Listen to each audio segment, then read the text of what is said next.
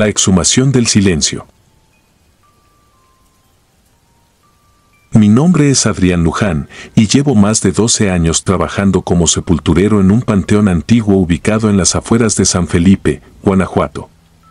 Creí que después de tantos entierros, velaciones truncas y noches escuchando susurros entre criptas viejas, ya nada podía sorprenderme. Pero estaba equivocado. Hay cosas bajo tierra que nunca debieron volver a ver la luz. Y una de ellas, la que exhumamos el 27 de julio de 2019, cambió mi vida para siempre. Aquella tarde, el calor era insoportable. El clima húmedo del verano hacía que el aire se volviera casi espeso, difícil de respirar. Las tumbas antiguas desprendían un olor a tierra revuelta y flores podridas que se mezclaba con la bruma caliente que subía desde el suelo. Nuestro supervisor, don Rogelio, nos avisó que teníamos una exhumación urgente. Una familia adinerada quería trasladar los restos de un antepasado a un mausoleo recién construido. El nombre del difunto era Alonso Aguirre, fallecido en 1954. La tumba se encontraba en una sección antigua del panteón, un área donde las lápidas eran de cantera rosada, gastadas por el tiempo. Yo estaba acompañado por Marcos y Elías, dos compañeros confiables, aunque un poco supersticiosos. Lo noté cuando vieron la lápida de Alonso por primera vez. Las letras parecían más profundas de lo normal, como si alguien las hubiera rehecho hace poco. No había nada fuera de lugar, pero la atmósfera allí se sentía extrañamente cargada. Empezamos a cavar temprano por instrucciones de don Rogelio. Sin embargo, la tierra estaba compacta, húmeda, casi pegada como arcilla vieja. Cada palada se sentía más pesada de lo normal. Y cuando por fin dimos con el ataúd, algo nos puso tensos de inmediato. Estaba intacto. La madera, supuestamente de más de 6 décadas, parecía recién barnizada. Sin moho, sin desgaste. Ninguno de nosotros comentó nada, pero todos lo pensamos. Eso no era normal. Sacamos el ataúd con esfuerzo y lo colocamos sobre una lona. Yo fui quien abrió la tapa. El crujido resonó como un gemido bajo entre las tumbas. Esperábamos huesos, ropa deteriorada, quizá algún objeto funerario. Pero dentro no había restos humanos. Había tierra. Tierra negra, húmeda, formando un montículo irregular dentro del ataúd. Y sobre ella, ramas secas amarradas con listones rojos. Formaban figuras, pequeños cuerpos retorcidos, algunos con lo que parecían dientes humanos incrustados entre las fibras. No eran muñecos de paja comunes. Estos tenían algo orgánico. Sentí una punzada en el estómago. Marcos retrocedió. Elías murmuró una oración. Yo intenté buscar una explicación racional, pero algo dentro de mí sabía que no la había. Revisé cuidadosamente la tierra y descubrí algo más, huellas pequeñas. No de animal. Parecían dedos humanos, muy delgados, marcados sobre el lodo oscuro. Informamos a don Rogelio. Él llegó, vio el contenido y palideció. Nos dijo que cerráramos el ataúd inmediatamente, que no tocáramos nada más. Llamó a la familia Aguirre, quienes llegaron en cuestión de minutos. La matriarca, doña Matilde, casi cayó desmayada al ver la tierra y las figuras. No lloró. No gritó. Solo murmuró con voz temblorosa: lo encontraron, lo encontraron. No explicó más. La policía llegó, acordonó el área y se llevó el ataúd. Nos mandaron a casa, pero la inquietud había comenzado a filtrarse como veneno. Esa noche ninguno durmió. A la madrugada, escuché golpes suaves en la puerta de mi casa. 3 golpes. Pausados. No abrí. Los golpes se repitieron, esta vez desde la ventana del pasillo. Cuando encendí la luz, los golpes cesaron. Salí a revisar el patio antes del amanecer y encontré marcas en la tierra húmeda, esas mismas huellas pequeñas, como dedos flacos hundidos en el barro. Al día siguiente supe que Marcos no había ido a trabajar. Lo llamé, pero no contestaba. En la tarde nos avisaron, lo encontraron inconsciente en su casa, sentado contra la pared, con las manos cubiertas de tierra negra. Murmuraba algo sin sentido, como si hubiera visto algo que su mente no podía procesar. Elías, por su parte, renunció esa misma noche. Juró que en su ventana vio una sombra agachada, del tamaño de un niño, cubierta de tierra. Pensó que había sido una alucinación, hasta que revisó el alféizar y vio las marcas de dedos, hundidas profundamente. Yo traté de mantener la cordura. Fui a trabajar el día siguiente como siempre.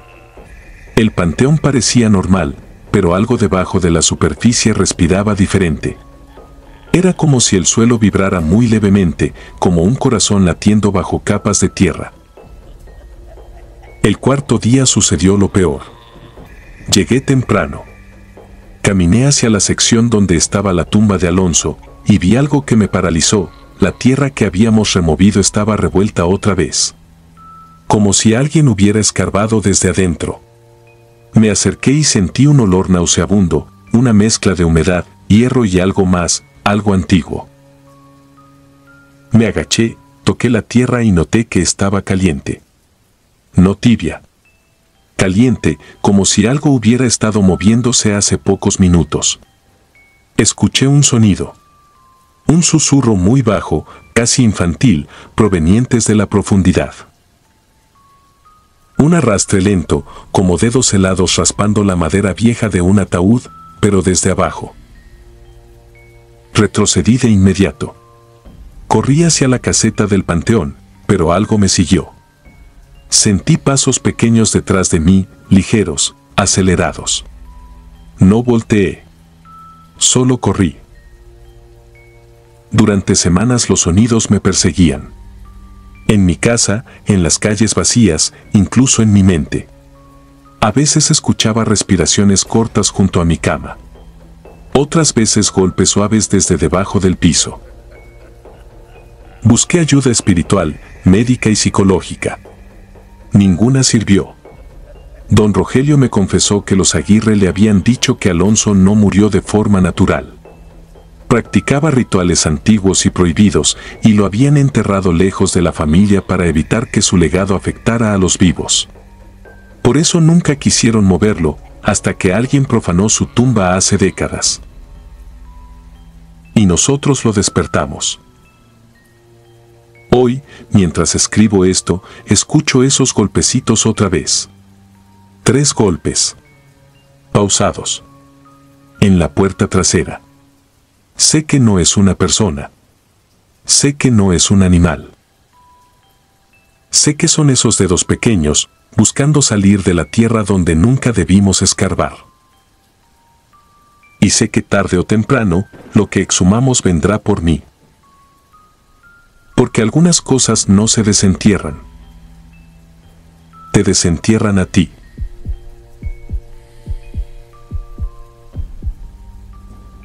Lo que desenterramos. Me llamo Andrés Salas y durante 11 años trabajé como médico forense para la Fiscalía de un estado del norte de México. Creí que ya nada podía sorprenderme: cuerpos calcinados, fosas clandestinas, suicidios, accidentes imposibles de describir sin quebrarse por dentro. Aprendí a ver la muerte como un dato más en un expediente, algo que podía medirse, etiquetarse y archivar. Me equivocaba. Todo comenzó en 2021 con una orden aparentemente rutinaria: exhumar un cuerpo enterrado 9 años atrás en un panteón municipal a las afueras de la ciudad. El caso era un viejo expediente reabierto por la presión de una familia que aseguraba que el cadáver no era el de su hijo, sino de alguien más, enterrado bajo un nombre equivocado.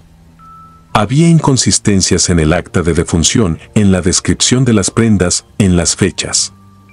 La jueza autorizó la exhumación y el análisis de ADN. A mí me asignaron supervisar el procedimiento. Ese día el cielo estaba cubierto y bajo las nubes pesadas el panteón parecía hundirse en sí mismo. Las cruces oxidadas, las lápidas inclinadas, las flores secas convertidas en polvo pegado a los floreros. El viento olía a tierra húmeda y a óxido viejo. El sepulturero, un hombre flaco y silencioso llamado Félix, evitaba mirarme a los ojos. Solo asentía cuando le hablaba y apretaba la pala como si le pesara más de lo que realmente pesaba. La tumba estaba en una sección apartada, casi pegada a la barda trasera. La lápida era sencilla, de cemento, sin fotografía, solo un nombre y un par de fechas mal alineadas. Mientras tomábamos fotografías y medidas, noté que alguien había intentado arrancar la cruz en algún momento. La base estaba quebrada y los clavos, doblados hacia afuera, como si la madera hubiera sido forzada desde abajo. No quise pensar demasiado en eso. Comenzamos a cavar. La tierra estaba más compacta de lo que debería para 9 años. Cada palada sonaba sorda, como si removiéramos un solo bloque. El sudor se me mezclaba con el polvo del panteón y el cubrebocas comenzaba a oler a humedad y óxido. Un par de curiosos miraban desde lejos, pero nadie se acercaba demasiado. Había algo en ese rincón que parecía incomodar a todos. Cuando por fin dimos con el ataúd, supe que algo no estaba bien. La madera no mostraba el desgaste típico, no había humedad, ni hongos, ni marcas de insectos. Parecía un féretro enterrado hacía meses, no casi una década. Lo señalé al actuario, que se limitó a apuntarlo en el acta con mano temblorosa. Abrimos el ataúd.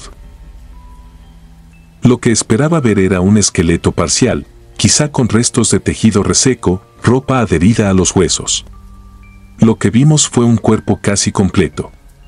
La piel estaba pálida y tirante, sí, pero no correspondía al paso del tiempo. El rostro conservaba rasgos reconocibles. El cabello seguía pegado al cuero cabelludo. Las manos, cruzadas sobre el pecho, conservaban uñas intactas. El olor era extraño, no era el hedor penetrante de la descomposición avanzada, sino algo más tenue, ácido, como metal caliente. Por protocolo, tomé fotografías, describí todo con la voz lo más neutral posible. Por dentro, sentía que el estómago se me cerraba. El cuerpo tenía los ojos cerrados, pero había una tensión en la expresión, algo entre dolor y rabia, como si el último gesto se hubiera congelado en medio de la resistencia. Trasladamos el cuerpo al servicio médico forense. La primera noche lo dejamos en la cámara de refrigeración. Yo me quedé hasta tarde llenando formularios, revisando el viejo expediente, comparando descripciones. La víctima original, según el archivo, era un hombre encontrado en la calle, supuestamente atropellado y no reclamado por nadie durante semanas. Sin embargo, las fotografías de entonces no coincidían del todo con lo que tenía frente a mí. Había algo en la mandíbula, en la forma del cabello, en la altura. Pequeñas diferencias que, sumadas, comenzaban a incomodarme. Cuando terminó mi turno y me disponía a irme, pasé frente a la cámara. Fue un gesto absurdo, una especie de superstición profesional. Me detuve, abrí la ventana pequeña de vidrio y miré hacia adentro. El cuerpo estaba en la bandeja metálica, cubierto por la sábana, tal como lo habíamos dejado. Solo que las manos ya no estaban cruzadas sobre el pecho. Ahora descansaban a los lados, con los dedos ligeramente curvados hacia la entrada de la cámara, como si estuviera a punto de incorporarse. Me quedé paralizado. Cerré los ojos, los volví a abrir. Pensé que tal vez lo había recordado mal, que tal vez al cambiarlo de posición alguien del equipo lo había dejado así. Así me lo repetí, casi en voz baja, obligándome a apagar las luces y salir. No dormí bien esa noche. Al día siguiente inicié la autopsia. Lo primero que me llamó la atención fue que las vísceras, aunque retraídas, conservaban una textura que no correspondía al tiempo transcurrido. No había insectos, no había larvas, no había ese rastro inequívoco de la putrefacción avanzada. El corazón, aunque seco, parecía demasiado entero. Tomé muestras para toxicología, ADN, histopatología. Cada corte que hacía se sentía más personal, más invasivo de lo habitual, como si estuviera dañando algo que todavía podía defenderse. Fue al examinar la caja torácica cuando vi algo que no había notado. En la cara interna de las costillas, muy cerca del esternón, había surcos, líneas finas, casi arañazos. Pero no eran marcas de algún instrumento quirúrgico ni fracturas post-mortem. Eran trazos que se entrecruzaban formando algo parecido a letras, a símbolos. No estaban en la piel, sino grabados en el hueso, desde adentro hacia afuera. Me aparté un momento. Sentí la nuca helada, el sudor frío deslizándose por la espalda bajo la bata. Había visto huesos fracturados, trepanaciones, marcas de tortura. Jamás algo así. Tomé fotos en silencio, anoté la observación con mano rígida. No quería darle una interpretación. No quería pensar en quién o qué podía haber grabado eso. Esa tarde, mientras revisaba las imágenes en el computador del laboratorio, algo me hizo detenerme. Amplié una de las fotografías del tórax. Entre los surcos irregulares, algunas líneas se repetían. No eran símbolos al azar. Se parecían demasiado a letras. Letras desgastadas, deformadas, pero reconocibles. Formaban un apellido. Mi apellido. Salas. Me quedé mirando la pantalla sin parpadear. Revisé la toma original, repetí el zoom, cambié el contraste. Seguía ahí, oculto entre las líneas, como si lo hubieran dejado grabado para que solo alguien con mi nombre fuera capaz de reconocerlo. Sentí el impulso infantil de apagar la computadora y fingir que nada de eso existía. En lugar de eso, pedí las grabaciones de la cámara de refrigeración de la noche anterior. Me encerré en la oficina y las puse a reproducir. Durante horas no pasó nada. Solo el cuerpo inmóvil en la bandeja metálica, la luz fría parpadeando a ratos. En algún punto, entre las 2 y las 3 de la mañana, la imagen crepitó. No fue un corte total, solo un ruido en la señal. El cuerpo se salió un poco de foco. Y entonces, por un instante, vi algo que no sé aún cómo explicar. Las manos se movieron. No fue un espasmo post-mortem ni un reflejo. Los brazos se levantaron unos centímetros, las manos buscaron el pecho, como si intentara volver a la posición inicial. Los dedos se cerraron en el aire y luego se dejaron caer de nuevo. Retrocedí, volví a darle play, cuadro por cuadro. La cámara no mentía. Yo tampoco estaba soñando. Esa noche decidí quedarme en el laboratorio. Había pasado ya demasiado tiempo conviviendo con la muerte como para asustarme fácilmente, o eso me repetía. Preparé café, dejé las luces mínimas encendidas y me senté a revisar el informe. Cada tanto miraba hacia la sala contigua, donde el cuerpo yacía ya suturado, cubierto por la sábana. No sé en qué momento me venció el sueño. Desperté con la sensación de frío pegada a la cara. Todo estaba en silencio, excepto por el zumbido lejano de los refrigeradores.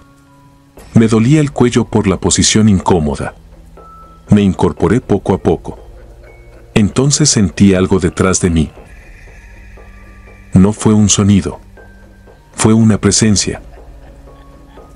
El aire se volvió más pesado, casi sólido. El olor metálico se intensificó. Alcé la vista hacia el vidrio que comunicaba con la sala. La sábana estaba en el piso, hecha un montón arrugado. La bandeja estaba vacía. No tuve tiempo de pensar.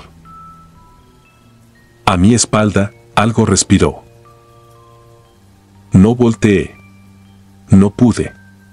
Mis manos temblaban sobre el escritorio, clavando las uñas en la madera. Podía sentir el calor de un aliento que no podía existir, la cercanía de algo que no tenía por qué estar de pie detrás de mí.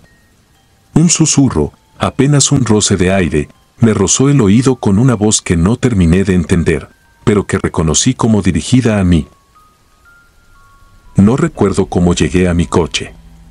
No recuerdo si cerré bien el laboratorio, si dejé algo encendido. Solo tengo flashes, el pasillo interminable, las luces parpadeando, el reflejo de algo moviéndose a la par de mis pasos en los cristales oscuros. Intenté renunciar al día siguiente. El director me escuchó en silencio, con la mirada cargada de ojeras. Cuando terminé, en lugar de burlarse, abrió un cajón y sacó una carpeta gruesa. Me la deslizó sobre el escritorio sin decir nada. Eran informes de exhumaciones anteriores. Todas con un patrón similar, cuerpos demasiado conservados, marcas inexplicables en el hueso, anomalías en las grabaciones de video. En casi todos los casos, el forense principal había pedido su cambio de área poco después o había renunciado. Uno, hacía años, se había suicidado en su casa sin dejar nota. Su apellido también estaba subrayado en rojo dentro de las copias de huesos fotografiados. No era el mismo que el mío, pero había sido grabado con la misma torpeza, el mismo trazo desde adentro. Esto no sale en los informes oficiales, dijo el director, al fin. Pero pasa más seguido de lo que crees. Y siempre con exhumaciones. Siempre con cuerpos que no deberían estar así. Desde entonces no vuelvo a dormir bien.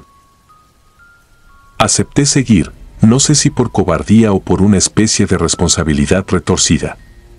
Cada vez que autorizan una exhumación, mi nombre figura en el oficio. Cada vez que el ataúd sale a la superficie, siento que algo más, algo que nunca debió desenterrarse, sube con él. No siempre pasa algo. No con todos los cuerpos. Pero en algunos, en los que llegan con historias mal contadas, con actas dudosas, con familias que juran que ese no es su muerto, se repite el mismo patrón. Marcas en el hueso. Apellidos. Movimientos en las cámaras. A veces me pregunto si de verdad estamos buscando justicia o solo estamos rompiendo una y otra vez los pocos sellos que mantienen algo encerrado bajo tierra. Tal vez hay muertos que no se resisten al olvido, sino todo lo contrario, que esperan, inmóviles, hasta que alguien tenga la osadía de devolverlos a la luz para poder aferrarse a él. Escribo esto después de recibir una nueva orden de exhumación. Otra tumba, otro expediente viejo, otra familia que no cree en la versión oficial. El documento lleva mi nombre en letras mayúsculas, tan nítidas como las que vi grabadas en ese tórax reseco. Esta noche volveré a ese panteón, a otro ataúd que nunca debió abrirse. Y tengo la sensación insoportable de que, en algún lugar, bajo capas de tierra compactada, alguien ya está esperando que lo desenterremos, no para descansar en paz, sino para decidir cuál de nosotros va a ocupar su lugar bajo la tierra la próxima vez. Suscribirte y darle like ayuda mucho a este canal. Si ya has escuchado mi contenido antes, te ha gustado y estás disfrutando lo que escuchas en este sector, te agradeceré que presiones el botón de suscribirse. Sin más interrupciones, continuamos. Vuelta a la luz. Nunca me he considerado un hombre miedoso. Soy más bien de los que aprenden a callar, a mirar hacia abajo y a seguir cavando, incluso cuando la tierra parece murmurar cosas que uno preferiría no escuchar. Me llamo Elías Romero y llevo 18 años trabajando como sepulturero en San Marcos del Norte, un poblado pequeño y húmedo en las afueras de Tamaulipas, donde los veranos huelen a tierra mojada y óxido. Aún así, jamás imaginé que una exhumación, algo que he hecho decenas de veces, pudiera destrozar mi vida de una forma tan silenciosa y tan profunda. Todo ocurrió en 2016, en la temporada de lluvias más intensa que había visto el pueblo en décadas. El cementerio parecía un pantano, la tierra se abría sola, como si respirara. Esa tarde recibimos una orden inesperada: exhumar los restos de Dominga Cárdenas, una mujer que había muerto hace 3 años y cuya familia, recién asentada en Monterrey, quería trasladarla para tenerla cerca. Nada fuera de lo común, salvo por lo repentino. Nadie sabía que esa familia existía siquiera. El trabajo se nos asignó a mi compañero Germán, un hombre serio que llevaba ya 20 años en el oficio, y a Ulises, el más joven del equipo, apenas comenzando en este oficio ingrato. Yo no quería empezar de noche, pero el suelo estaba tan húmedo que preferimos esperar a que el calor bajara un poco. A las 8 ya estábamos ahí, bajo un cielo gris que prometía volver a abrirse. La tumba de Dominga era sencilla: cruz de madera gastada, tierra hundida por la lluvia, y un olor a humedad que no perdió intensidad aunque removimos capa tras capa. Algo en esa tierra se sentía rara, como si no hubiera reposado en esos 3 años. El lodo se pegaba más de lo normal, teníamos que usar más fuerza, y aún así avanzábamos lento. Cuando finalmente dimos con el ataúd, noté algo que me heló la sangre: la madera estaba torcida hacia arriba, como si hubiese sido empujada desde dentro.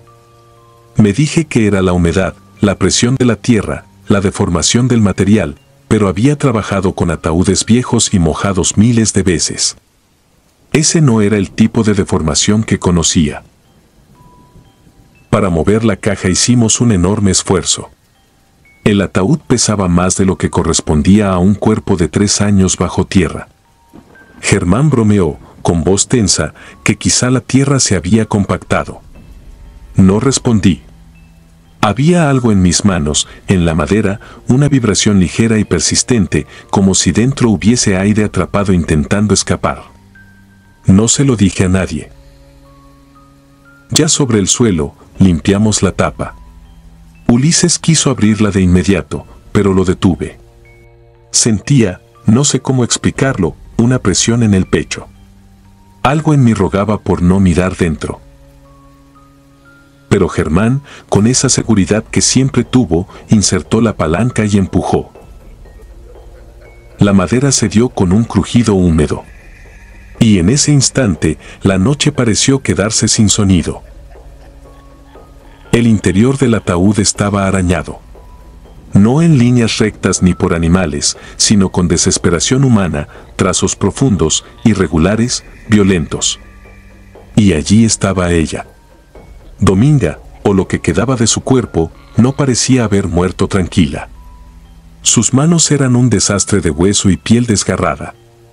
Sus dedos estaban doblados de formas antinaturales, como si se hubieran roto uno por uno desde adentro.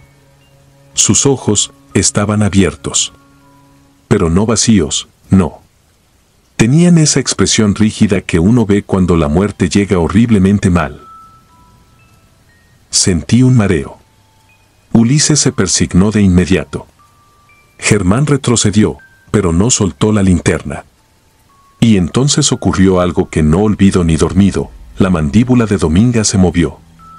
No abrió la boca por completo, fue apenas un temblor, un gesto pequeño, casi microscópico, pero lo vi. Lo juro.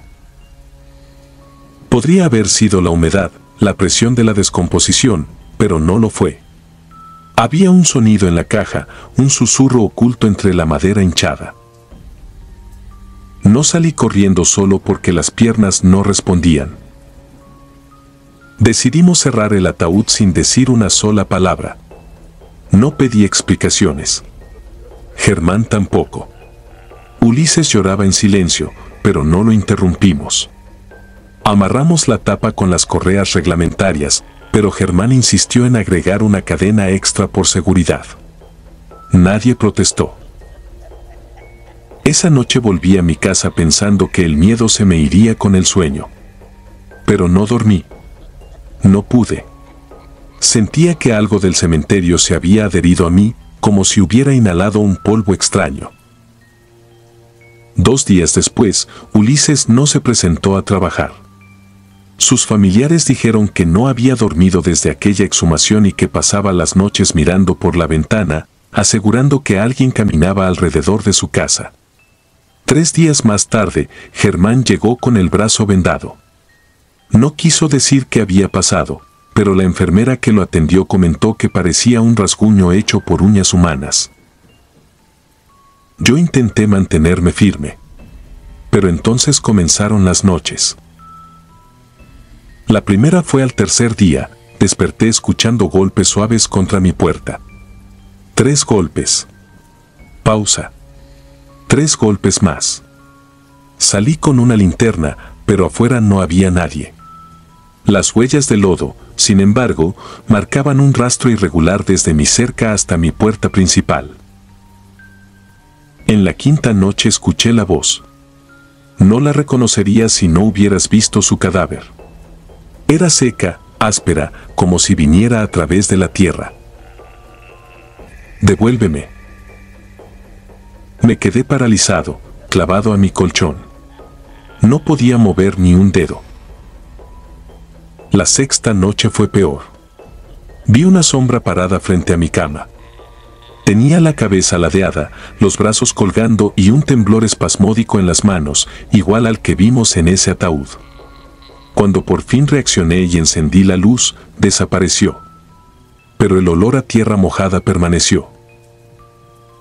Comprendí entonces lo que no quería aceptar, algo no debía haber salido a la luz. Algo que no buscaba descanso, sino compañía. Volví al cementerio solo. No avisé a nadie. Abrí la tumba de Dominga, sabiendo bien que estaba cometiendo un error. Cuando levanté la tapa del ataúd sellado, estaba vacío. Y desde entonces, cada noche que la tierra tiembla o la lluvia golpea mis ventanas, escucho nuevamente ese susurro rasposo, cada vez más cerca. No sé cuánto tiempo me queda antes de que decida completar lo que empezó. Lo único que sé es que hay muertos que nunca debieron volver a ver la luz.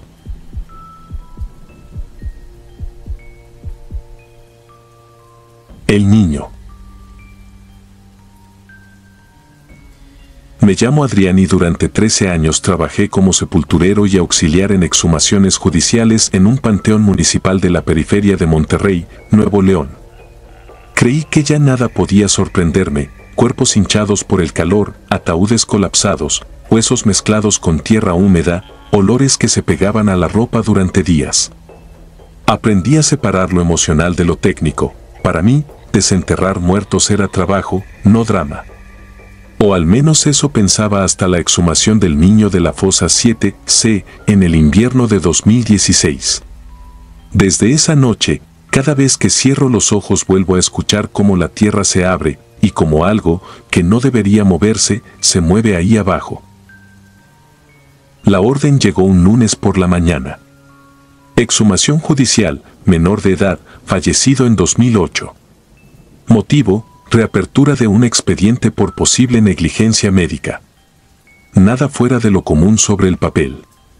Leí el nombre del niño y la edad al momento de morir, 9 años. Lo que me incomodó fue otro detalle: en la hoja del juzgado, a mano, alguien había escrito no abrir sin presencia de perito. Eso casi nunca lo anotan así. Guardé la duda para mí y firmé de recibido. El día señalado amaneció gris. Una llovizna fina había convertido los pasillos del panteón en una mezcla de lodo y flores podridas. Caminé hacia el cuadro 7, sección C, con la carpeta bajo el brazo y la pala al hombro. A esa hora no había visitantes, solo el ruido lejano del tráfico y el graznido de unos cuervos que se posaban sobre las cruces oxidadas. Cuando encontré la lápida, sentí un escalofrío que no tuve forma lógica de explicar. Era pequeña, de cemento sencillo, con el nombre del niño, las fechas y una frase grabada en la parte inferior: nos lo arrebataron antes de tiempo. Comencé a cavar. La tierra estaba extrañamente compacta, como si hubiera sido removida y apisonada más de una vez. A unos 50 centímetros apareció una capa gruesa de cal. Eso no era raro en algunas exhumaciones viejas, pero me llamó la atención el grosor. Seguí retirando tierra, escuchando el sonido metálico de la pala golpeando piedras y raíces. A casi 2 metros, el filo chocó con madera. Lo que me sorprendió fue el ataúd. No correspondía al tipo económico que, según el archivo, la familia había pagado. Era más robusto, con herrajes mejor trabajados. Los clavos de la tapa estaban doblados hacia adentro, como si alguien hubiera tratado de abrirla desde adentro antes de que la madera se hinchara. Tragué saliva. Me repetí que era solo una coincidencia, deformaciones del tiempo. Aún así, mis manos temblaron un poco cuando coloqué la barra para hacer palanca. Cuando levanté la tapa, el olor que esperaba no llegó. No hubo esa bocanada de aire viejo, dulzón, que siempre anuncia la descomposición. Dentro, el cuerpo del niño yacía con los brazos cruzados sobre el pecho, vestido con una camisita blanca y un pantalón oscuro. Lo que me heló la sangre fue su estado. Parecía muerto desde hacía días, no 8 años. La piel estaba pálida pero entera, apenas con un tono serio, los rasgos reconocibles, el cabello pegado a la frente como si aún estuviera húmedo. Traté de buscar explicaciones rápidas, embalsamamiento, condiciones del suelo, algún fenómeno raro pero posible. Noté algo más, en la sien derecha, bajo la piel, se adivinaba un círculo oscuro, como una marca o moretón. No constaba nada de eso en el certificado de defunción, ahí solo hablaban de un paro respiratorio. Evité pensar demasiado y seguí el protocolo. Colocamos el cuerpo en una bolsa y luego en un ataúd nuevo para el traslado al anfiteatro. Cuando cerré la bolsa, vi algo que no le comenté a nadie. En el plástico transparente, justo frente al rostro del niño, se formó un leve empañamiento, como cuando alguien respira contra un vidrio. Lo limpié con el guante, fingiendo que era por la humedad del ambiente, pero el corazón me latía en la garganta. El camino al servicio médico forense fue silencioso. En la parte trasera de la camioneta solo íbamos el ataúd y yo. El chofer quiso quedarse afuera fumando, diciendo que el olor le mareaba, aunque aquel cuerpo casi no olía. Cada bache hacía crujir la madera. A mitad del trayecto, escuché un golpe sordo, como si algo hubiera caído dentro del ataúd. Me quedé inmóvil, con los dedos apretando la tabla donde iba sentado. No abrí. No tenía sentido. No podía tenerlo. En el anfiteatro, el perito patólogo abrió el ataúd delante de mí. El niño estaba ahí, pero con los brazos en una posición distinta, ya no cruzados, sino a los lados del cuerpo. Sentí que la sangre se me iba de la cara. El doctor tomó algunas fotos, murmurando para sí los hallazgos, sin sospechar nada extraño. Yo no dije una palabra. Solo me fijé en un detalle nuevo, en el pecho del niño, bajo la camisita, se apreciaba una ligera protuberancia cuadrada.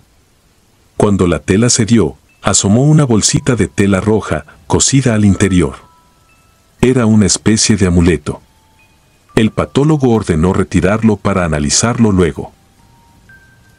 Esa noche, incapaz de dormir, regresé a la carpeta del caso. Revisé la documentación con otro ojo.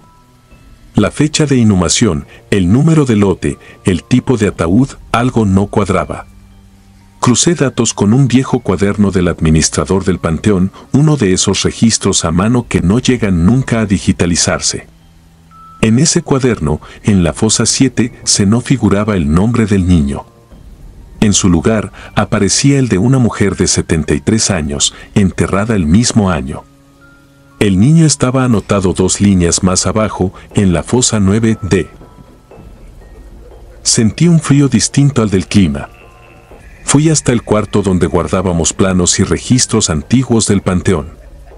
Entre las hojas amarillentas encontré algo más, una lista sin membrete oficial, solo con nombres y ubicaciones, titulada Casos Especiales. De los 15 nombres, 5 eran menores. Uno de ellos era el del niño que habíamos exhumado.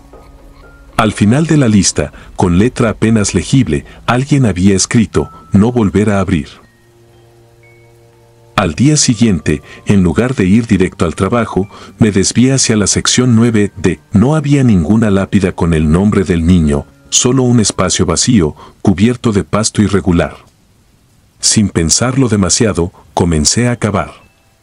La tierra estaba mucho más blanda que en la 7C, como si no hubiera sido removida hacía tanto tiempo. A poco más de 1 metro encontré otro ataúd, esta vez sí del modelo económico descrito en el archivo. La madera se deshacía al tocarla. Dentro, apenas quedaban restos de ropa, fragmentos óseos, cal pegada a todo. Me disponía a tapar de nuevo la fosa cuando vi algo grabado con uñas o con algún objeto punzante en la parte interna de la tapa, justo sobre donde habría estado el rostro del muerto original, mi apellido. García. Y debajo, un año que aún no había llegado. 2027. Me quedé congelado, con las manos llenas de barro, sintiendo cómo la realidad se me resbalaba entre los dedos. Nadie más sabía que yo estaba ahí.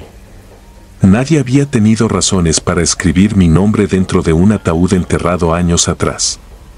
En ese momento, el viento se detuvo y el panteón quedó en un silencio tan profundo que pude escuchar mi propia respiración entrecortada.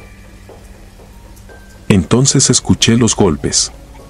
3, bien marcados, procedentes de la fosa 7C, a unos metros de donde yo estaba.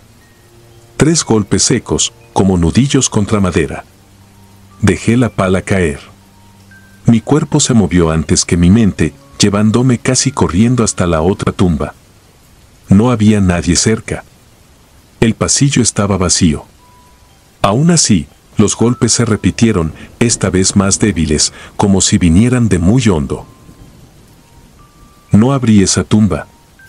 En lugar de eso, levanté la vista. A unos 20 metros, junto a la barda del panteón, vi una silueta pequeña, quieta bajo la llovizna. Era un niño, con la misma camisita blanca y el pantalón oscuro de la exhumación. Tenía la cabeza ligeramente inclinada, los ojos hundidos en sombras, la piel manchada de tierra húmeda. No se movía, pero la sensación de que me estaba mirando era insoportable. Sentí un peso en el pecho, como si la tierra misma se hubiera subido sobre mí. Quise gritar, pero la voz no me salió. El niño levantó una mano y se señaló el pecho, justo donde nosotros le habíamos arrancado la bolsita roja. Luego apuntó hacia la tierra, a mis pies y finalmente hacia la entrada del panteón, donde yo sabía que estaba estacionada la camioneta oficial con el logo de servicios periciales. Entendí algo que no quería entender. No éramos nosotros quienes sacábamos a los muertos de la tierra. Algo, a través de las exhumaciones, encontraba caminos para salir, para seguir anexado a quienes metíamos las manos ahí abajo. No era el niño el que estaba atrapado, sino nosotros, los que lo movíamos de un lado a otro como si fuéramos dueños de su descanso. Parpadeé y la figura ya no estaba. Solo quedaba la lluvia. Cerré la fosa de 9D casi a manotazos, enterrando de nuevo el ataúd podrido y el nombre que no debía estar ahí. No conté nada a nadie. No sabía cómo explicarlo sin que sonara a delirio. Pasaron meses. El caso del niño se fue enfriando en el archivo. Extrañamente, algunos videos del anfiteatro se dañaron justo en los minutos donde se trabajaba su cuerpo. El perito perdió la muestra del amuleto rojo por error. 2 de los compañeros que colaboraron en la exhumación tuvieron accidentes tontos con tierra y fosas abiertas, nada que la prensa considerara extraño, pero yo no pude evitar ver un patrón. Escribo esto ahora porque ayer recibí una nueva orden de exhumación. Cuando vi la hoja, sentí que el estómago se me hacía un nudo. Se trata de una corrección administrativa. Según el oficio, hay que reubicar varios restos en el cuadro 7, sección C, para regularizar la ocupación de las fosas. Entre los nombres impresos, al final, está el mío. No como sepulturero, sino como futuro ocupante, por un error en el sistema de registro. Dicen que basta con corregir el papel, que fue una confusión, que en la computadora todo se arregla. Pero yo ya vi mi apellido grabado por dentro de una tapa que lleva años bajo tierra con una fecha que se acerca. Y sé que algunos muertos no se pudren, no porque la naturaleza los respete, sino porque alguien, o algo, sigue reclamando su lugar en la tierra, usando nuestras manos para abrirle el camino. Mañana tengo que ir a supervisar esa reubicación. En teoría, solo será otra exhumación más. Llevaré mi pala, mis guantes, mi casco. Fingiré que todo es un trámite. Pero cuando la barra haga palanca y la primera tapa ceda, si escucho 3 golpes desde abajo, esta vez sé que no será un error del tiempo ni de los registros. Será porque, de alguna forma, ya me están esperando.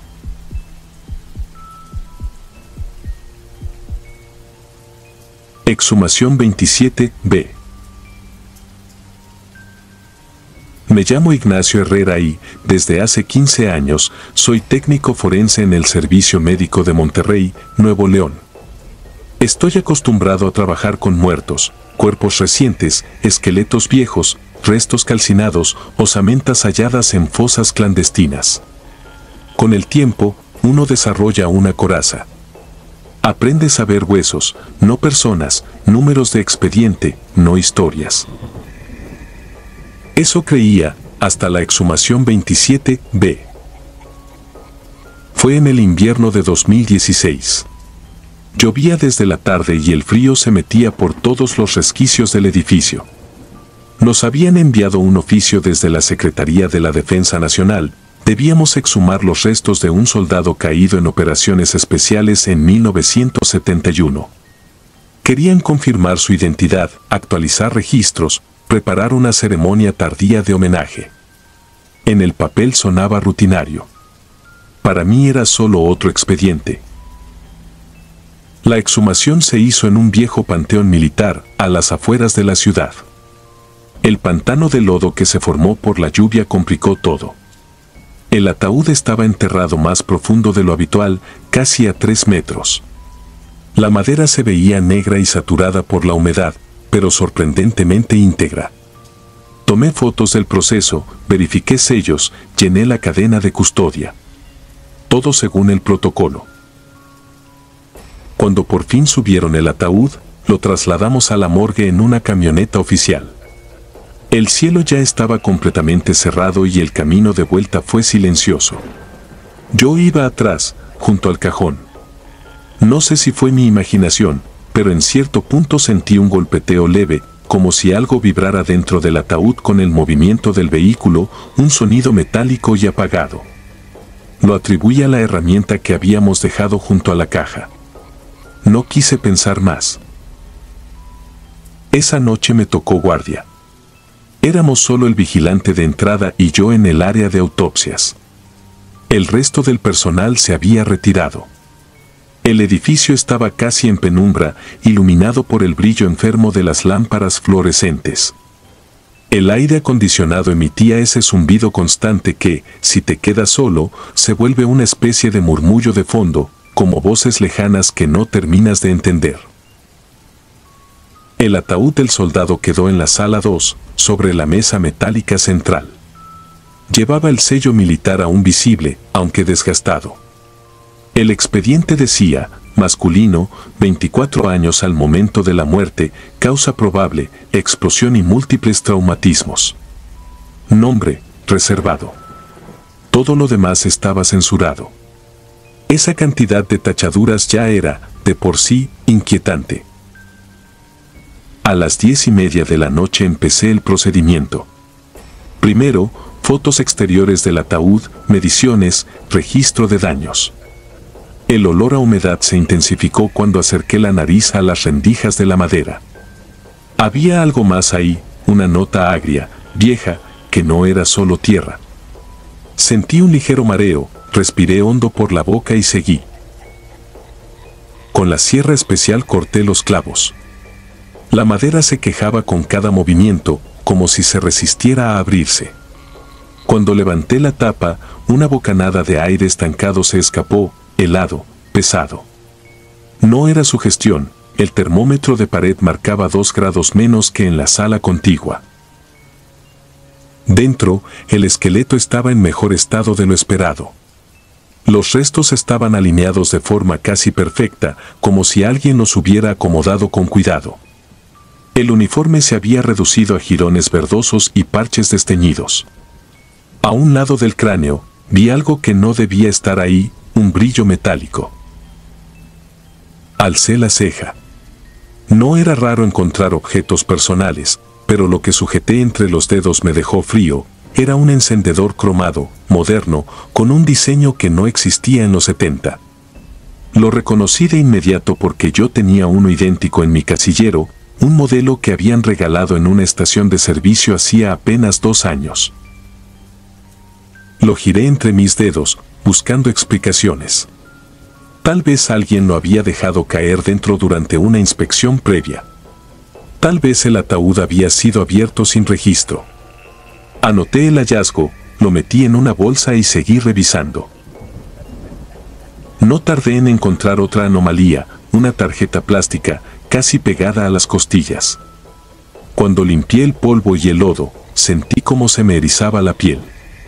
Era una credencial de acceso de nuestro propio edificio, con el logotipo del Servicio Médico Forense. La fecha de emisión, 2013. La fotografía estaba desvanecida, pero el nombre no. Era el mío. Me quedé varios segundos inmóvil, sujetando esa tarjeta con los guantes empapados. Revisé la parte de atrás, número de empleado, cargo, firma. Todo coincidía. Lo primero que pensé fue que alguien me estaba jugando una broma de muy mal gusto. Lo segundo, que esa broma no tenía sentido. La credencial que yo usaba estaba en mi cartera, en ese mismo instante. El zumbido del aire acondicionado pareció subir de volumen. Las luces de la sala parpadearon 2 veces. Tragué saliva, intenté respirar despacio. Me obligué a pensar como profesional, debía documentarlo, no entrar en pánico. Coloqué la credencial en otra bolsa, la etiqueté, seguí con el registro. Mientras revisaba la zona pélvica, mis dedos toparon con algo rígido, rectangular. Era una especie de libreta. El papel estaba húmedo, pero aún se mantenía legible.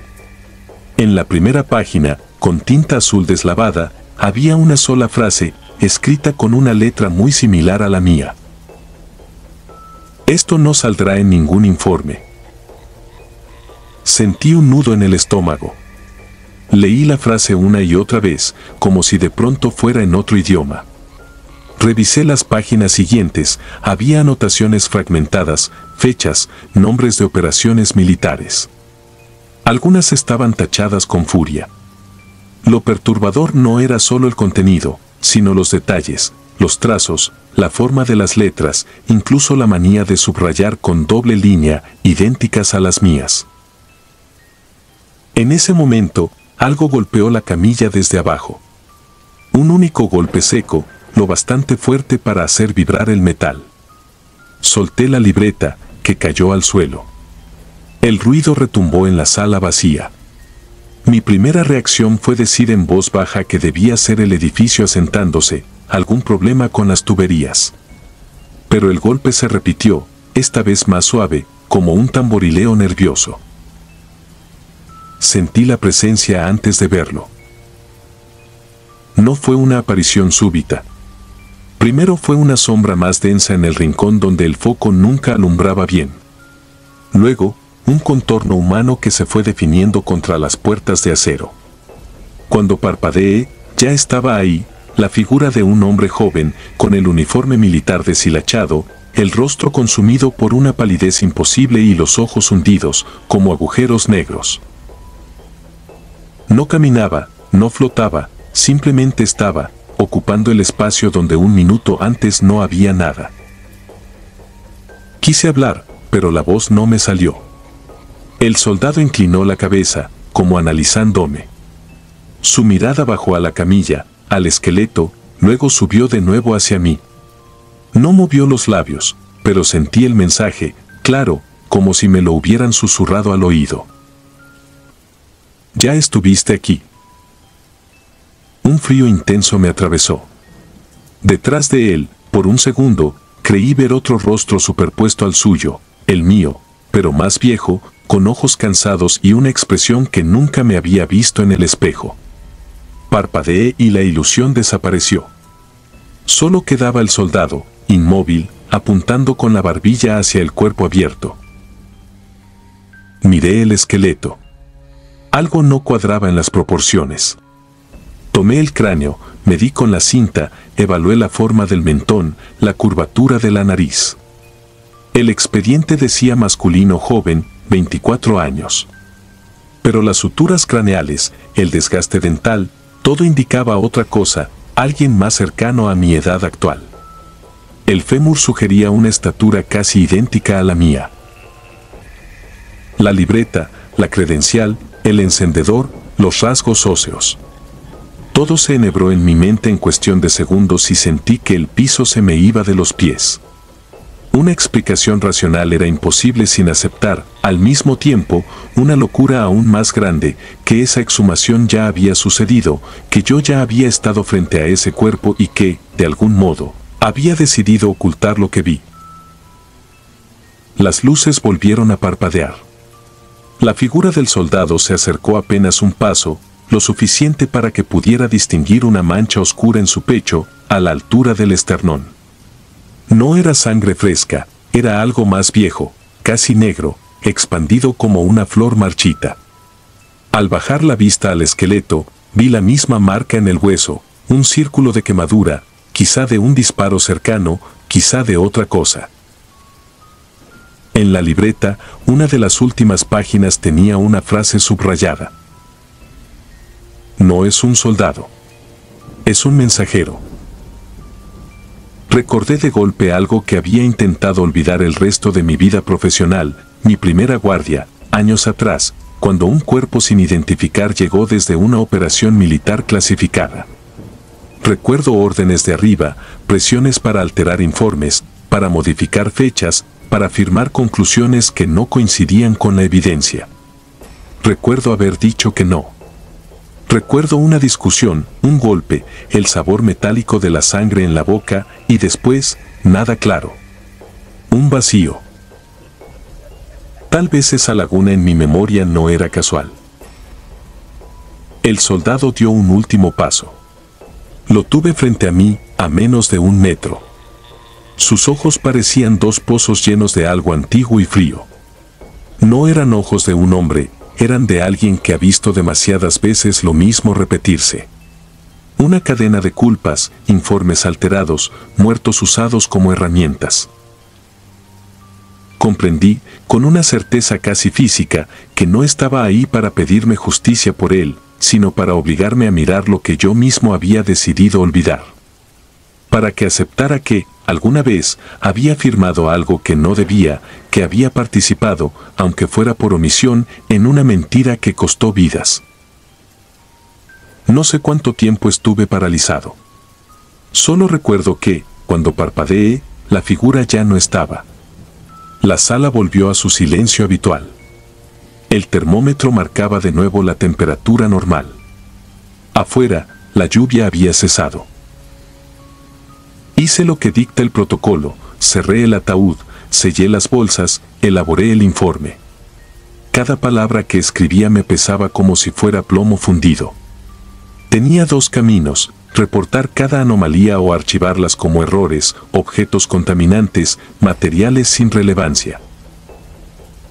El encendedor, la credencial y la libreta están, hasta hoy, registrados como objetos no vinculables, posiblemente introducidos con posterioridad. La causa de muerte del supuesto soldado se mantiene como traumatismo múltiple por explosión. Nadie mencionó la exhumación 27B después de ese día. Nadie preguntó por el frío en la sala, ni por las sombras que empezaron a cruzar el pasillo cuando me creía solo. Yo seguí trabajando, llenando informes, describiendo cuerpos.